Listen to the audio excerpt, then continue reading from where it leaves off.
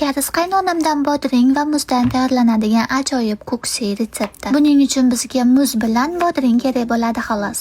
Bitta katta bodringni salomka qilib to'g'rab chiqamiz va achchiqqina qalampirimizdan ham ozgina qo'shib olsak juda ham mazali chiqadi. Bitta katta bodringga 1 qoshiq tuz va 1,5 qoshiq shakar solamiz. Bu ovqatni ta'mini shirin qiladigan narsa bu uksus. Uksusdan 5 qoshiq solamiz. Tabga qarab sizlar ko'proq yoki kamroq solishingiz mumkin. Va albatta maydalangan chesnokdan 1/2 qoshiq va 2 qoshiq qovurilgan kunjutni qo'lda yaxshilab ezib sovuramiz. Yaxshilab aralashtirib olganimizdan keyin 500 ml suv solib yana qovurilgan kunjutdan ozgina qo'shib yuboramiz. Shundan keyin suvini ichib ko'ring, agar tuzi yoki uksusi kam bo'lsa yana ozroq qo'shishingiz mumkin. Kuksiga solinadigan vermishellimizni alohida yaxshilab qaynatib olamiz. Xuddi shunaqa emas, siz xohlagan vermishellingizni solishingiz mumkin. Bir marta qaynab chiqqandan keyin muzdek suv solsangiz vermishellingiz juda ham mazali bo'lib chiqar ekan. Yana bir marta qaynatib olgandan keyin muzdek suvda yaxshilab chayqab olamiz.